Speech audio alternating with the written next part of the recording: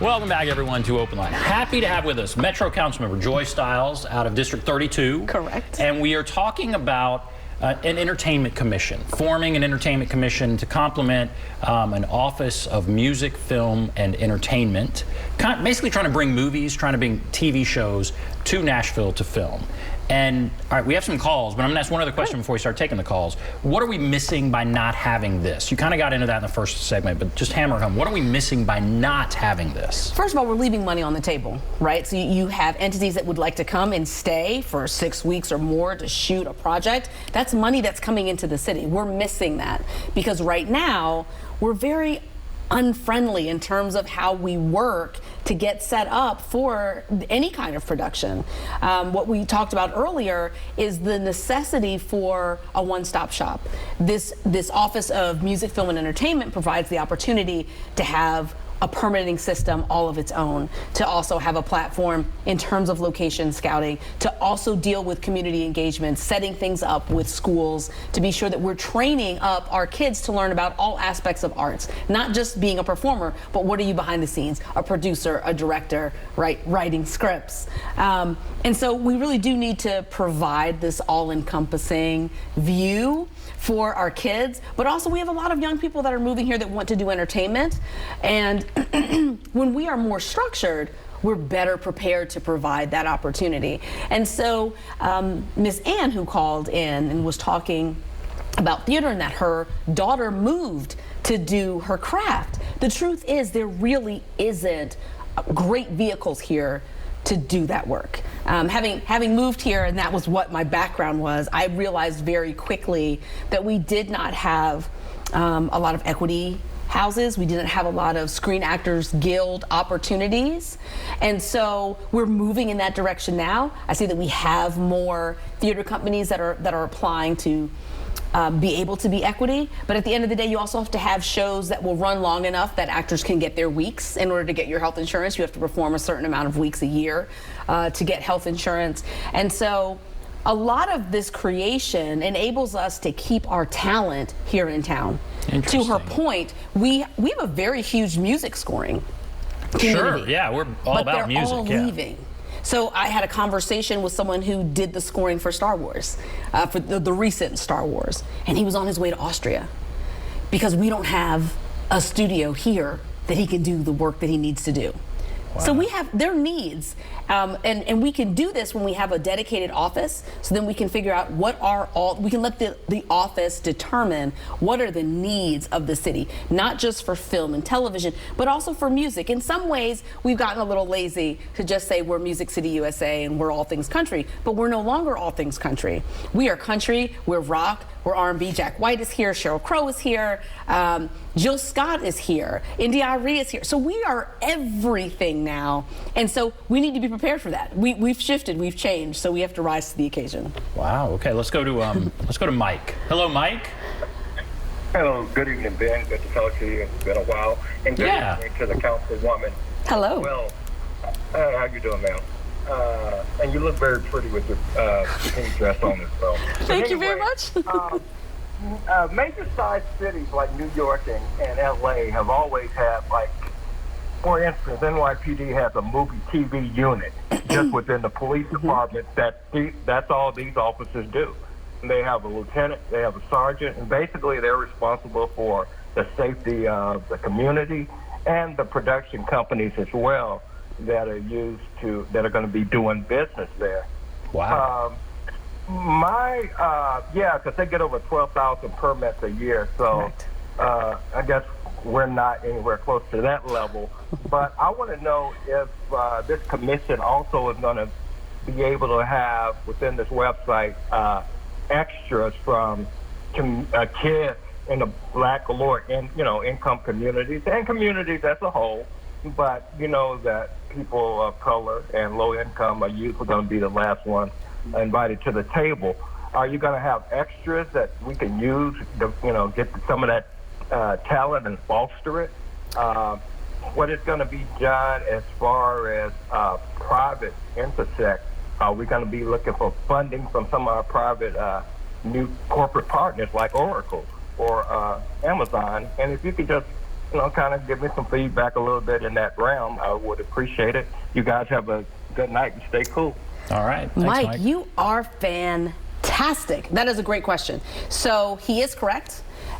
In those cities, they do have a dedicated group within the police force to handle movie sets. So one of the things in looking at creating an office is to figure out, when you have an application, having information on there that says, do you need police assistance? What will your need be? So then that way, police will know in advance. They'll be able to plan for that. And if it's something that the production could get private security for, they could, if MMPD wasn't available. If you're shooting in a public street, it has to be MMPD, right?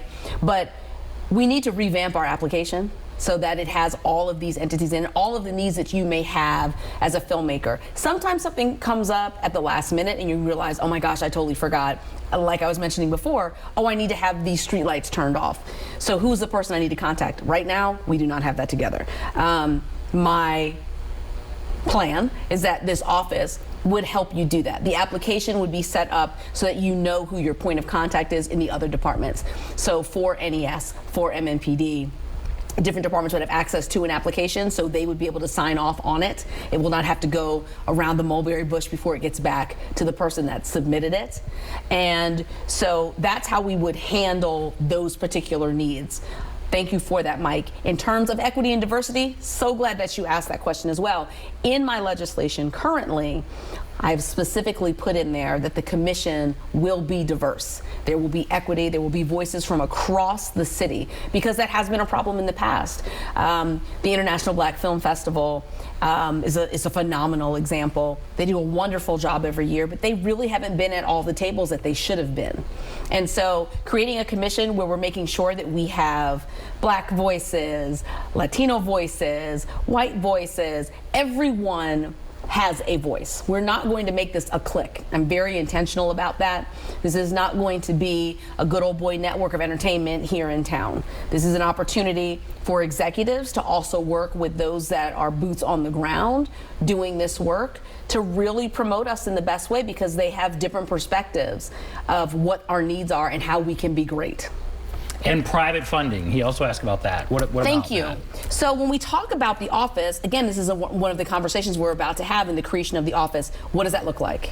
So that it's not all coming from the mayor's office. It's a public-private partnership. What I found in my research, the public-private partnership works really well before you are a city that has such a huge need for film. As I said, Atlanta makes $1 million a year on permits. So it being underneath the mayor's office, that's an office that's undeniable. No matter who runs for office knows I have to pay attention to the Office of Film and Entertainment. We're not at that place yet. When we get there, then you could potentially move the office 100% underneath the mayor and still have a structure where the director wouldn't change with the changing over of an administration. But again, we have to get started. So to get started, public-private partnerships really do work the best. The question is, what is that partnership? Who are those entities? And so I am working on that. Shan't say anything else about that, but that is in process. That's in process. And so what about council support? I mean, you say your proposal. Wait, Mike had one more part about extras. Oh, extras, sure. Doing extra work. And so, Mike, I did want to tell you that in terms of extra work, that's really going to go through a casting director. But what the office can do is have community engagement with students to offer opportunities to learn about the business. And so if one of those opportunities is, oh, I want to be an extra in something, maybe that's something that can be facilitated with a project that comes in that might be looking. But it would not be the primary function, per se. Right, to cast extras in film. Exactly. Now, what about council support? So this is a proposal. Yes. Walk us through the timeline when there may be a decision. So it's up for second reading now. So working on a substitute. Have sponsors are Councilmember Toombs, Councilmember Porterfield, Councilmember Sepulveda, Councilmember Van Rees, Councilmember Welsh. There are several of us that are in the arts, and then I also have, some good council members that are supportive of things that they're not necessarily in their lane, but understand the need. And so what we were working on is figuring out how to present this in such a way that everyone could understand, because this is an industry that most people don't have experience in, and so it is a little bit different than your traditional 9 to 5 and how we function. So making sure that it's very clear the office is separate from the commission, what exactly the commission does versus And when what you the say office will second do. reading, what's on second reading is the commission. The commission itself, the creation The of the office, commission. is that going to happen? Is that a done deal? That's not an ordinance. That's a done deal. So the mayor put in his budget Yeah. an office for music, film, and entertainment. So this commission is just something that would be auxiliary. And so second reading, and it sounds like you have a lot of co-sponsors at least. Yes, very excited about that. And I'm very much looking forward to next week's meeting, working with other council members on making sure that this substitute works. And the other council members, Councilmember Swope is someone that has been here in town and worked for many years in the industry, and so he's another sponsor on the bill as well. Wow, And so he's a sponsor. Okay, so you have a wide variety. yes, there. and he had a substitute, and then I had a substitute, and so we're working to working through the council office to put both of our ideas together. Let's go to Wilma, who is on the line. Hello, Wilma. Hey, y'all. Well, there's a couple things. I want to talk about film and what we call here in Nashville theater. It's not theater, it's theater. But anyway, Councilwoman Styles, I think is your name? It is. Okay. Well, about 40 years ago, MTSU had a film school, and I'm kind of surprised tonight to hear that they got it back. And when Lamar Alexander changed the education requirements, the person who ran that film school lost her job because she only had a bachelor's degree. And there were a lot of disappointed students, and they shut that down. And it seemed like it got transferred over to UT in Knoxville. And North Carolina benefited here in Tennessee from our Tennessee Film Commission. That's how I see it. So I'm really glad that they got one back, but I think about all those heartbroken students, and they were putting out some good stuff. But to the theater here, I've always supported, Little Theater. And Murfreesboro had a little theater. I heard recently they bulldozed at Nashville. Old Hickory had a little theater.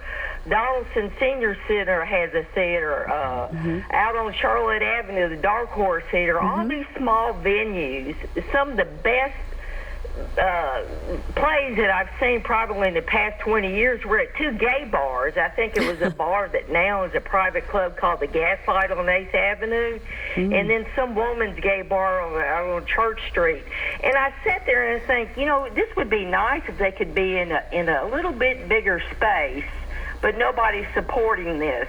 So when I think about how these actors locally get their start, all of that made me think about the new Bell Road facility out there, the Hickory Hollow Mall. They're supposed to bring a theater there. And I'm thinking, you just mentioned how you wanted this diversity. I'm like, that's fine. Let's do all the colors of the rainbow, but we're not looking at socioeconomic status. I would love to go to TPAC, but I don't have a smartphone. I don't have the internet. And I can't even go to TPAC, so I rely on probably going to the little theaters on the night that I can pay cash. So how is Metro going to introduce those who don't have those means, old and young, to the experience of theater? And you mentioned that that's an important part of probably this new development here, because I think you're not going to have good actors unless they experience theater. Movies you can keep retaking and retaking, but theater acting develops good actors. So I'll take your comments offline. Wilma, Ma'am, Wilma, you are fantastic. So that is exactly why I want to have the Antioch Performing Arts Center, because many of the kids, many of the adults out in Antioch are not coming down here. They're not coming to TPAC. They're not coming to the Nashville Ballet. They're not going to the Schermerhorn. So for us to have a performing arts center in Antioch, in our backyard, and have art there constantly, if we make that our home for a 99 to 250 seat theater, because we do not have one of those, that would be the place where you could come and see homegrown theater, your community theaters, and we would be able to have art consistently going. There would be a show there all the time, plus people would have an opportunity to rent it out and maybe have art gallery evenings. I certainly am looking forward to doing the Antioch Art Crawl. So we had that during the recession when the mall first closed. They did it in the interior of the mall, and now we'll have a dedicated facility. I am envisioning, dreaming of movable walls. So if we can put the walls up and just do art on both sides, that's a great opportunity for the community. And to her point, you want something that's open for everyone. And this theater being Metro's, then it is going to be affordable. This is not going to be a ticket that's going to be $150. And if it's going to be our local theaters, it's going to be an inexpensive ticket, but you're still going to see great theater. I used to be on the board for street theater, and I love street theater because they were always so avant-garde. You know, they did the shows that you wouldn't think anyone wanted to see in Tennessee. And so what I would hope is that this performing arts center, we get to utilize it to the fullest, expose our kids, expose our adults, and just have a wonderful, amazing experience. Are you laughing at me, Ben? Shame on you. You can tell your passion, so it comes through, it exudes, it's great. All right, we have several other callers. I also want to ask you, we have to go to break, I want to ask you about the story that we talked about at the very top with these Wall Street investment firms that have come in and bought up homes, single-family homes. They're renting them out. We'll talk a little bit about that issue, which I know you've focused on. But Jeanette, Jackie, hold on. We'll get to your calls. Take a break. We'll be back right after this.